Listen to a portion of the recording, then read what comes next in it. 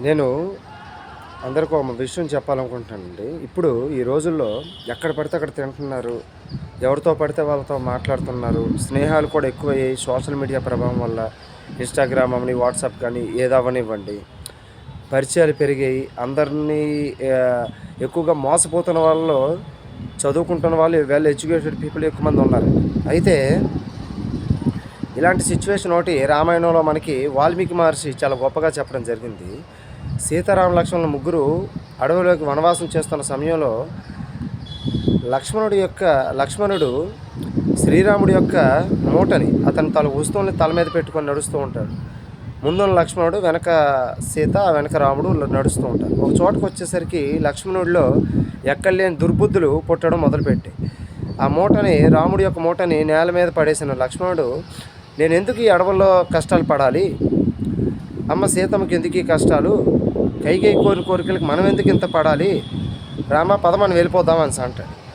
రాముడు సర్వజ్ఞుడు కనుక శ్రీరాముడు దానికి ఏమాత్రం ఉద్రేకపడకుండా, సరే లక్ష్మణ మనం ఈ విషయాన్ని కొంచెం ముందుకు వెళ్ళి మాట్లాడదాం పద అంటాడు. ఆ ప్రదేశాన్ని దాటిపోగానే లక్ష్మణుడిలో పశ్చాత్తాపం మొదలై శ్రీరాముడి పాదాల మీద పడి క్షమాపణలు కోరుతాడు. ఏమైంది అన్నయ్య, నేను ఎందుకు ఇలా ప్రవర్తించాను? లక్ష్మణ, అది నీ తప్పు కాదు, అది నువ్వు తిరిగే ప్రదేశం యొక్క తప్పు. అది నువ్వు ఇంతకుముందు తిరిగిన ప్రదేశంలో, అడుగుపెట్టిన ప్రదేశంలో రాక్షసులు తిరుగాడారు. శూర్పణఖ, రాముడు సోదరి అయిన శూర్పణఖ, మరికొంతమంది రాక్షసులు తిరుగాడిన ప్రదేశం.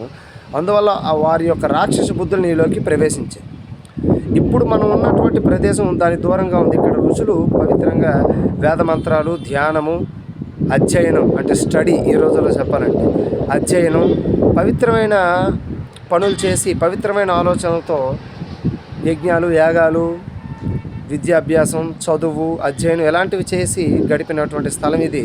కనుక ఇక్కడికి రాగానే నీలో సద్బుద్ధులు, ఉత్తమమైన ప్రవర్తన కలిగింది అని చెప్తాడు. దీన్ని బట్టి చూస్తే మనం ఎవరితో మాట్లాడుతున్నామో వాళ్ళ బుద్ధులు మనకు వస్తాయి, ఎవరితో స్నేహం చేస్తామో వాళ్ళ బుద్ధులు మనకు వస్తాయి. నేను ఎవరితో మాట్లాడడం లేదంటే ఒక్కడిని కూర్చుంటానంటే నువ్వు సెల్లో ఎలాంటివి చూస్తావో ఆ బుద్ధులు కూడా మనలో ప్రవేశిస్తాయి. కాబట్టి ఏకాంతం అంటే ఒక్కడే కూర్చోవడం కాదు. ఏకాంతం అంటే గుండెల్లో ఈశ్వరుని పెట్టుకోవడం. గుండెల్లో భగవంతుడిని పెట్టుకోవడం అంటే అర్థం నిరంతరం భగవంతుడిని స్మరిస్తూ మంచి పుస్తకాలు చదువుతూ, ఎవరో ఫ్రెండ్స్ అంటే ఒకరో ఇద్దరో, 100 మంది 1000 మంది అంతమంది అంటే నువ్వు ఒక వెధవా లేదా మూర్ఖుడివి అని కింద లెక్క. అమ్మాయిలైనా అబ్బాయిలైనా చాలా జాగ్రత్తగా ఉండాలి. క్యారెక్టర్ అంటే ఏదో మౌనంగా ఉండడం క్యారెక్టర్ కాదు. ఎంత అవసరం అంత మాట్లాడి మౌనంగా ఉండడం, ఉత్తములతో స్నేహం చేయడం, తిరిగే ప్రదేశం కూడా మంచిదై ఉండాలండి. అదొకటి చాలా ఇంపార్టెంట్.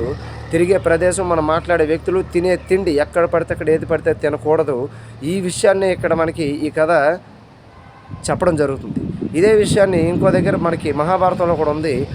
అర్జునుడి కొడుకు అభిమన్యుడి కొడుకు పరీక్షిత్, అతని గురించి చెప్తూ, అతను ఒకరోజు అడవిలో వేటకి వెళ్ళేటప్పుడు జరాసంధుడు అనే తన పెద్ద తాత అయిన భీముడి చేతిలో మరణించిన జరాసంధుడి యొక్క కిరీటాన్ని పెట్టుకొని వెళ్తాడు. జరాసంధుడికిలో కొన్ని దుర్బుద్ధులు ఉన్నాయి. ఈ కిరీటం పెట్టుకుని వెళ్ళిన పరీక్షితులో కూడా దుర్బుద్ధులు ప్రవేశించి మహర్షి అయిన ఆ శమీక మహర్షి యొక్క మెడలో మరణించిన పామును వేయడం జరుగుతుంది. నిజానికి పరీక్షిత్తు చాలా ఉత్తముడు, ఋషుల్ని పెద్దల్ని గౌరవించే స్వభావం ఉన్నవాడు.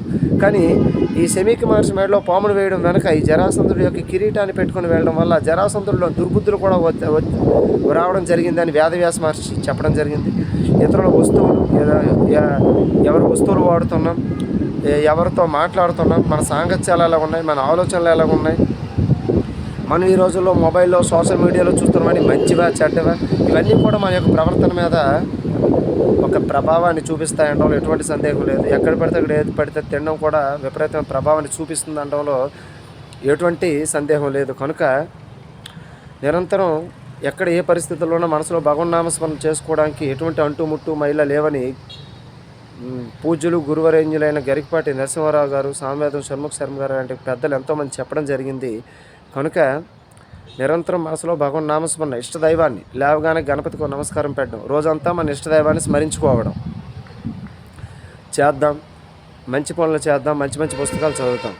జై శ్రీరామ్, జై హనుమాన్, సీతా సమేత శ్రీరామచంద్ర భగవాన్కి జై.